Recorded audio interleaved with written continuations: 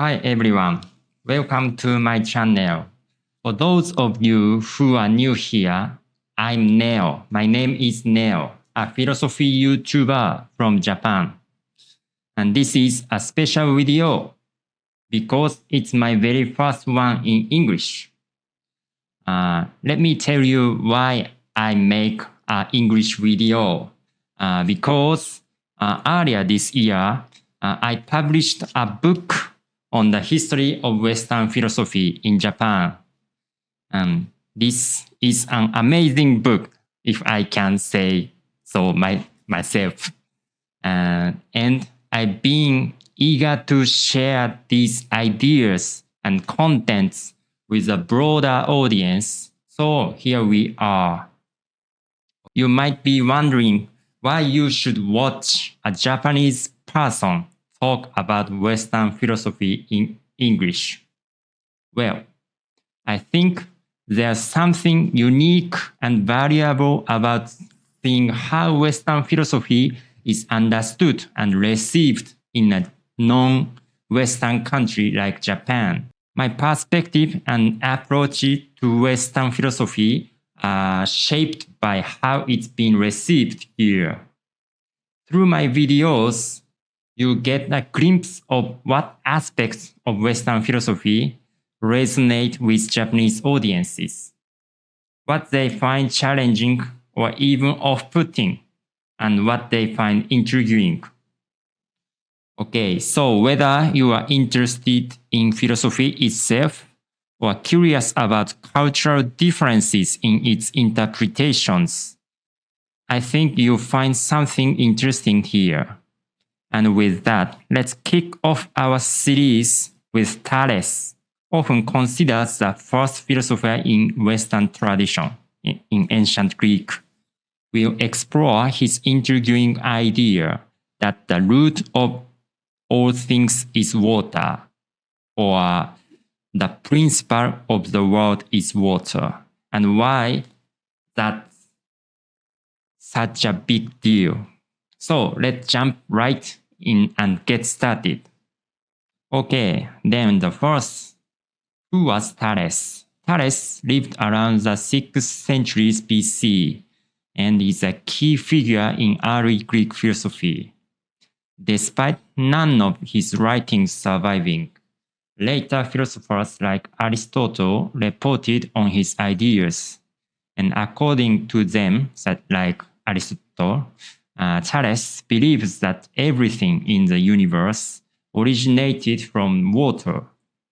And he also thought that inanimate objects such as stone or mountain or, of course, water could have souls, and that the universe was alive and full of gods or souls. And now you might have heard the phrase from myth to philosophy to describe Thales' transition from mythological explanations to more rational, scientific ones. These understandings originated from maybe 100 years ago on England or American scholars, because they want to tell myth and philosophy. And philosophy is more scientific and logical. Myth is not logical. That's a scheme of understandings has been told for 100 years, and ordinary textbooks repeated these schemes for the introduction of Thales, you know? So I want to say this is not accurate. This is misunderstandings. This is the unique point of my book. Okay, then I will tell you how the phrase, the scheme that from myth to philosophy is not accurate. Okay, before Thales, people explained natural phenomena through myths. You know, for example, thunder, lightning was thought to be the wrath of the god Zeus. Maybe you've heard one time. And these myths weren't scientific. but they provided explanations, some explanations. So when Thales said that the root of all things is water, or the principle of the world is water, it wasn't necessarily a scientific statement. He didn't provide evidence or reasoning for why water was the fundamental substance. He said nothing. In fact, it's less rational than the myth because it lacks any explanatory narratives. So I think myth is more logical and rational than the water. Yes, this is what I want to say in this video or about Thales. Okay. Moreover, Thales did not reject myths or the gods. He respected them, suggesting that his idea weren't about denying mythological explanations, but rather offering a different perspective. So the notion that Thales represented a shift from myth to philosopher isn't entirely accurate. Then I will talk the real significance of Thales. So why do we call Thales the first philosopher? The answer lies in how he approaches the world. Thales was interested in understanding the nature of reality, not through stories of gods, but through a fundamental principle. In his case, water. This curiosity, this love of knowledge, is what sets philosophers apart. It's not about the content of the knowledge, but the quest for it. What's important is not the content of the knowledge, but the quest or attitude inquiring the knowledge. Okay, this is the real significance of Thales. And then I will tell you the anecdotes. Okay, let's talk about the famous story. One day, Thales was looking at the stars and fell into a well. Then a woman saw this and laughed, saying, "Thales, you only look at the stars in the night sky, so you don't look at your feet." This story, told by Plato in his work ʻTheɪliːz, is often used to illustrate how philosophers like Thales can seem out of touch with everyday concerns because they are so focused on abstract thinking. But there's another interpretation. Thales might not have fallen accidentally. He could have been using the well as a tool for astronomical observations.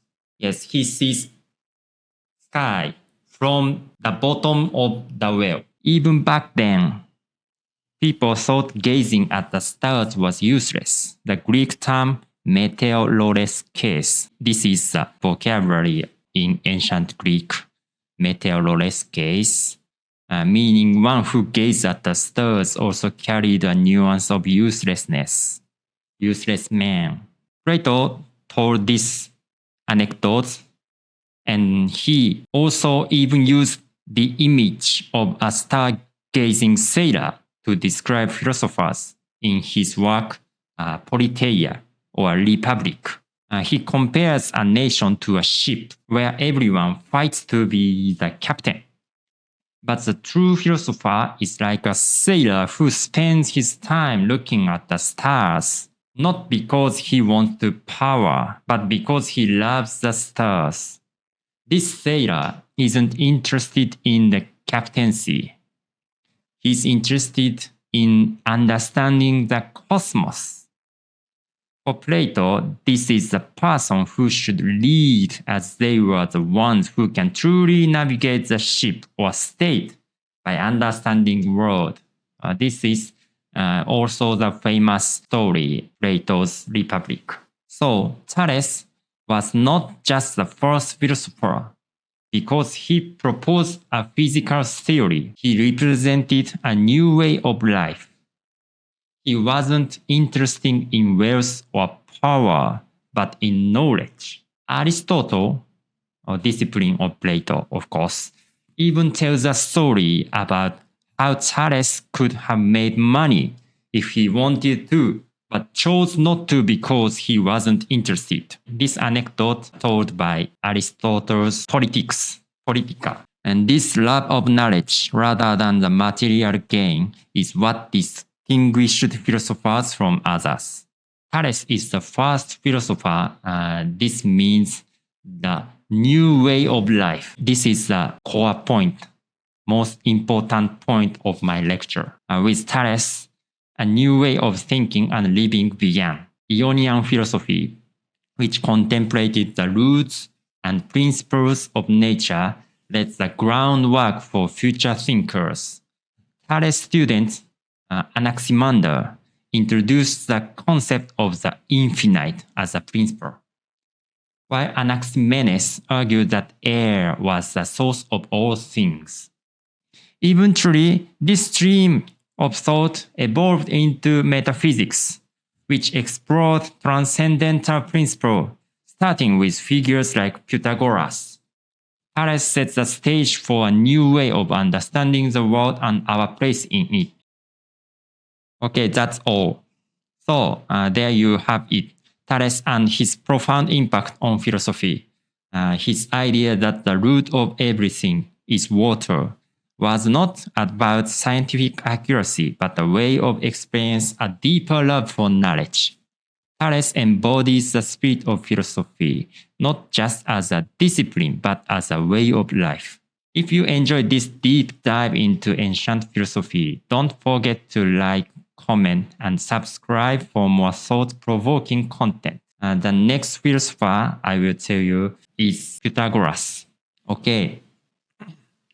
So, to be honest, I am not sure my story is understandable for you audience because this is my first video in English. So, it's not like my native Japanese language. So, please feel free to question and comment.